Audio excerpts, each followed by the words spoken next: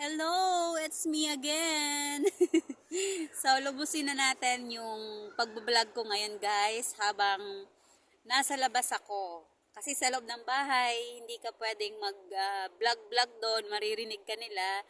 Then for today's video, meron akong niluto na isang recipe na napakasimple na kahit ikaw ay baguhan, kayang-kaya mong lutuin kapag nandito ka na sa Hong Kong. So, itong recipe na to guys, pinasa to sa akin ni ma'am. Kung kayo naman ay marunong magbasa ng mga recipe, marunong kayong sumunod sa mga instruction kung paano ang pagluluto, mabilis lang pong matutunan yung pagluluto dito sa Hong Kong. Itong recipe na to guys ay napakasimple, pinasa ni madam at ipagluto ko daw. So dahil masarap, nagustuhan nila kaya every week niluluto ko na yan. So panoorin nyo to guys, nakapag-video ako. Para meron kayong isang recipe na alam na bago kayo pumunta dito sa Hong Kong. Please watch this. For today's video, magluluto tayo ng simpleng recipe dito sa Hong Kong. So, meron tayong ito guys. Tawag dito ay green melon. Yung maliliit na hipon. Tawag sa atin ay hibi.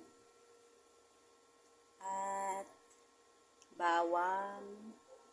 Kailangan natin ng vermicelli or sotanghon ba tawag dyan guys? Parang iba yung sotanghon sa atin.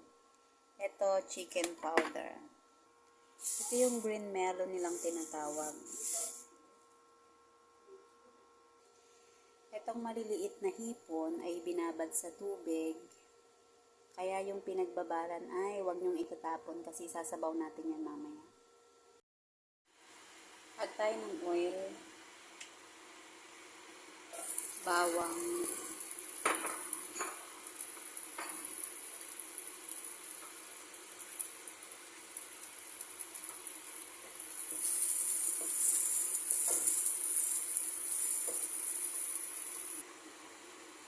Maliliit na hipon.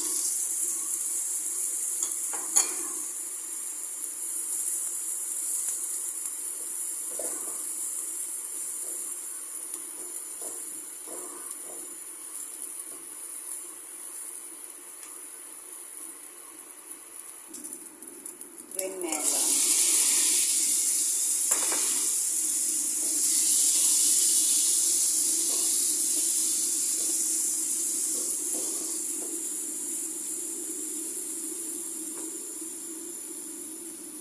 Ito yung sabaw ng hipon.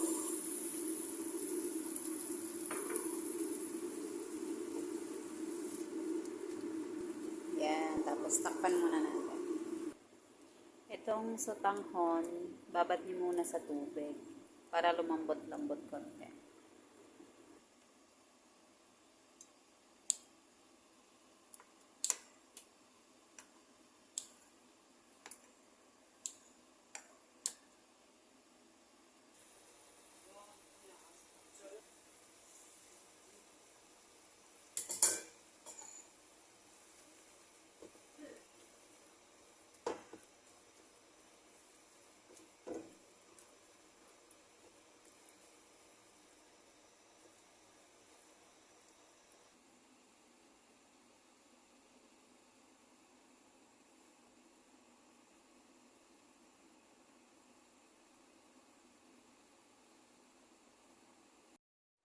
Oh, ayan, nakita nyo na kung paano lutuin yung niluto ko. Napakasimple lang na kahit sino ay kayang lutuin basta marunong magluto.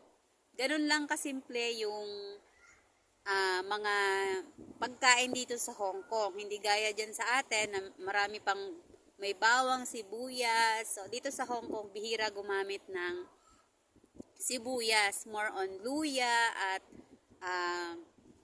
bawang. Ganun yung pagluluto namin dito. Bihira kami gumamit ng sibuyas. Kaya, ikaw na first timer pa lang, kung nag-worry ka about sa pagluluto dito sa Hong Kong, huwag po kayong mag-alala dahil tuturuan kayo ng inyong mga employer kung papaano magluto ng kanilang pagkain. Kasi syempre, first timer tayo, wala pa tayong masyadong alam kung ano yung tinuro dyan sa TESDA na pagluluto.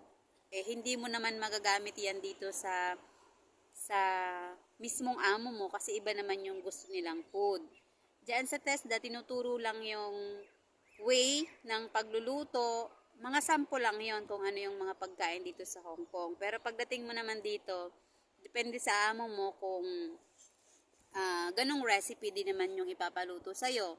Mas maganda kung may ganong recipe niluto mo sa Pilipinas, din pagdating mo dito sa Hong Kong ay ipapaluto din sa'yo. Pero wag kayong mag-alala guys, napakadali ng mga luto dito at madali rin siyang matutunan. Okay? So ayan, sana may natutunan kayo dun sa pinakita kong luto at pwede niyo na siyang i-take note at napakadali ng mga ingredients. Napakasimple lang ng mga pagkain dito at huwag kayong mag-alala dahil nandyan yung mga amo nyo para turuan pa rin naman kayong magluto. Okay? So, thank you so much for watching. Sana may natutunan kayo sa recipe na ibinahagi ko ngayon. Thank you. Bye-bye!